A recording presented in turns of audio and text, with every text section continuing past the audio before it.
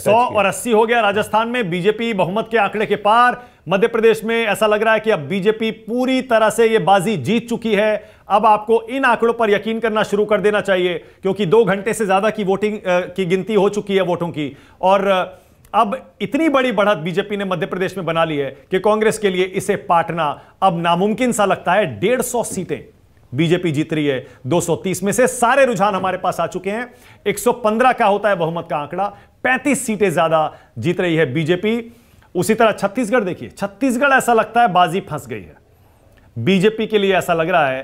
तीनों राज्यों से बहुत ही अच्छी खबर आ रही है। छत्तीसगढ़ कैसे फंस गया सुकेश? छत्तीसगढ़ में तो सब ये मान के चल रहे थे ना, नहीं, ये भूपेश बघेल, दिल्ली में एक नैरेटिव बहुत समय से ये बना था कि भूपेश बघेल के खिलाफ वहां कोई है ही नहीं। और ये बात सही है कि भाजपा ने वहां बहुत समय तक एक जो लोकल लीडरशिप ग्रूम की जाती है, आप एक बार जब रमन सिंह को आपने साइडलाइन कर दिया तो उसके बाद वहां पे वो नर्चर करके जो एक सेकेंड जनरेशन लीडरशिप लाना था वो भाजपा ने किया नहीं। तो बहुत दिन तक वहां वैक्यूम रहा और एक छत्र राज चलता रहा भूपेश बघेल का। बीजेपी वहां लेट से एक्शन में आई है, और लेट से एक्शन में आने की वजह से उनको ये डेंट जो अभी आपको दिखाई दे रहा है। और पहली बार बीजेपी आगे हो गई, 46 सीटें बीजेपी, 44 सीटें कांग्रेस। छत्तीसगढ़ में ब्रेकिंग न्यूज, बीजेपी 44 सीटें कांग्रेस। पहली बार बीजेपी छत्तीसगढ़ में आगे दिखाई दे रही। छत्तीसगढ़ से ब्रेकिंग न्यूज, बीजेपी अब बहुमत के आंकड़े के पार निकल गई है छत्तीसगढ़ में भी। अगर यही आंकड़े जो आपकी स्क्रीन पर चारों तरफ दिख रहे हैं सही हो गए तो 4 में से 3 राज्य बीजेपी जीतेगी और तेलंगाना कांग्रेस के खाते में जाएगा। फिर ये पूरा पॉलिटिकल नैरेटिव बदलेगा कि नरेंद्र मोदी का जलवा चला। क्या Narendra Modi still a factor? क्या शिवराज सिंह चौहान की वजह से ये तमाम चीजें बदलती हैं?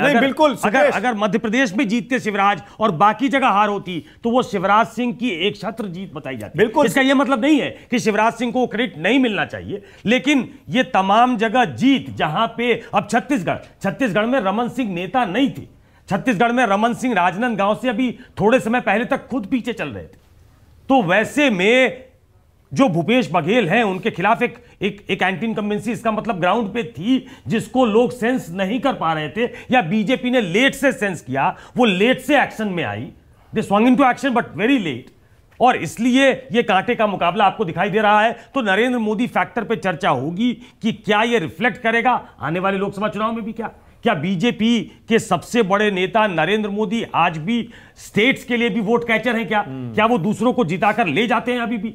जो उनको स्टेट में कॉम्प्लीमेंट करता हुआ सीएम या विपक्ष का नेता नहीं होता है, वहां भी वो जिता देते हैं। अब उस पर चर्चा होगी अगर आंकड़े यही रहते हैं। बिल्कुल सही है। राकेश त्रिपाठी आगे बीजेपी से। अब राकेश, ये सवाल तो पूछना पड़ेगा, आपने राजस्थान में किसी को आगे नहीं किया मुख्यमंत्री के तौर पर। वो अलग बात है कि आखिरी कुछ दिनों में आपने वसुंधरा राजे जी को सम्मानजनक तौर पर मंच पर जरूर जगह दी और अपने प्रचार में जगह दी।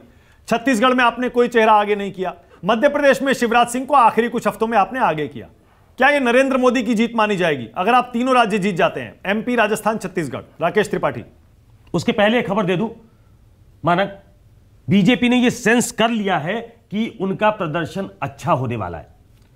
तो नॉर्मली जब उनका प्रदर्शन अच्छा होता है तो शाम में प्रधानमंत्री बीजेपी दफ्तर पहुंचते हैं, उन पे फूलों की वर्षा होती है। तो ऐसा बताया जा रहा है सूत्रों के मुताबिक कि प्रधानमंत्री शाम में बीजेपी दफ्तर पहुंचने वाले, तो जीत का सेहरा प्रधानमंत्री के सर बांधा जाएगा शाम में। ओके।